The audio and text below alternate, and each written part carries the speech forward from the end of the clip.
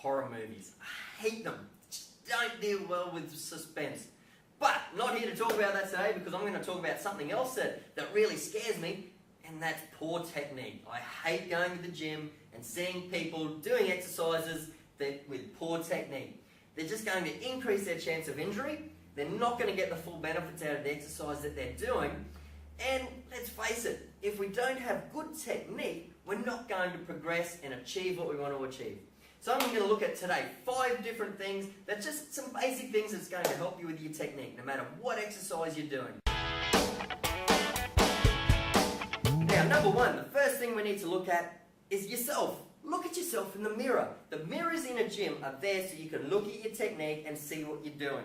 Okay? Or use a partner, get a training partner or someone to assist you to look at how your technique's going. Because when you're busting it under the weight and pushing yourself really hard, it's hard to monitor yourself. Okay? So get someone else to watch what you're doing and making sure that you're not falling into any bad habits. Okay? If you haven't got someone, use the mirrors, whether you're front on, whether you're side on, whatever it is, monitor what you're doing.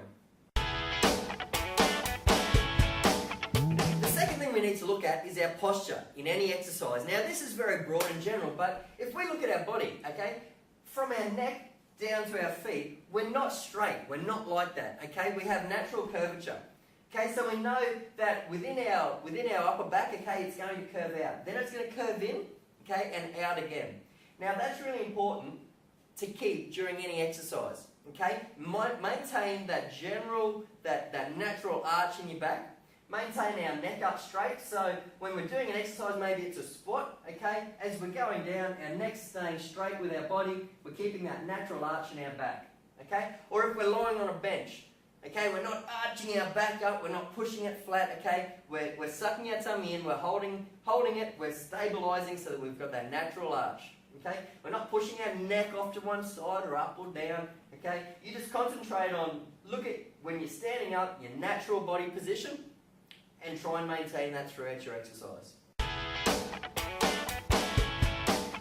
third thing I want to look at is our shoulders and our knees.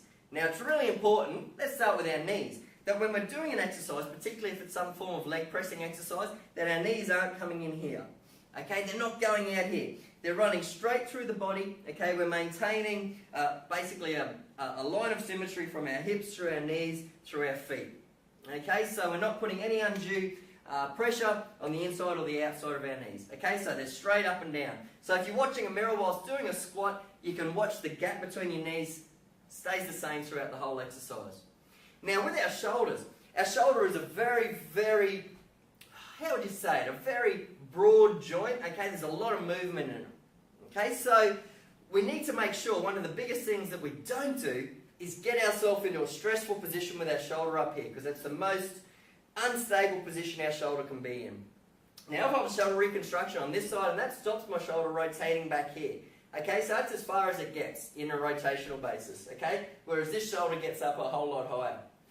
So that means if we're doing an exercise where we're pulling down, okay, we don't want to try and take it behind the back of our neck. Or if we're doing a push, we don't want to try and be pushing something from back here, okay? Because first thing, we're going to push our neck forward, and that's going to take our back out of alignment, okay? We're going to put our shoulder into a very unstable position. We're going to put it under pressure with weight. So let's try and, if we're doing a shoulder press or a pull down, okay, let's just go on a slight incline back, okay? And we can then pull down to the front of our chest, okay? Or we can push up so that our shoulder's not going there. Okay, now the other thing with our shoulders is keeping them down, okay? Not letting them go up here like this all over the shoulder. Keep them down, squeeze your shoulder blades back, and so if we're going through a motion, okay, we're keeping our shoulders down and back. Okay, so there's just 2 things to think about with your shoulders and your knees. Number 4, we need to look at a full range of motion within our exercises. Okay, so if we're doing a press, okay, we're not doing little ones in this range, okay, let's go through a full range of motion. Okay, let's get the most out of that exercise. Okay, so if we've got a bar across our chest and we're lying on our back, that bar reaches down and just gently touches our chest. We're not bouncing it off, okay, we're not doing anything that gives us an unfair advantage, because you're only cheating yourself if you do that, and we're just gently going through, okay? So everything we do is just steady, controlled, Okay, if we start jerking things, pushing too hard, that's when our technique's going to fall over and we're going to increase our chance of injury, and you're not going to get the most out of that exercise. Okay, so a classic example is a cable row where we're sitting down and we're pulling a bar into us. Okay, quite often people will pull it back, okay, and they'll lift a lot more weight, but all you're doing is increasing the stress on your lower back. We want to work our upper back muscles in a cable row, okay? And by pulling our body back like that, we're just using momentum to get it in. So we're actually cheating our upper back muscles, so you're not going to be getting the most out of that workout. So maintain your technique in a cable row so it's nice and steady, okay?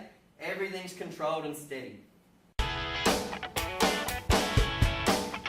The other thing there, looking at the joints, looking at the elbow and the knee joint.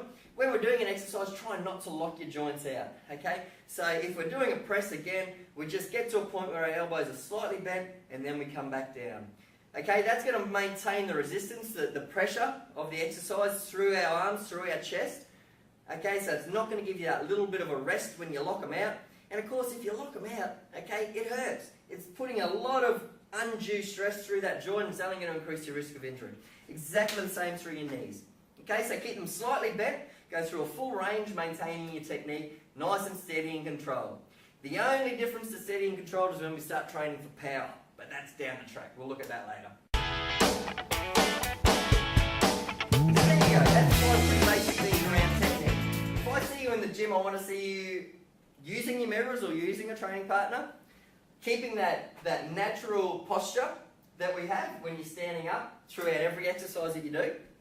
You're going to maintain a steady and controlled action without locking joints out.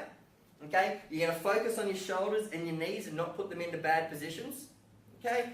And basically, you're all set.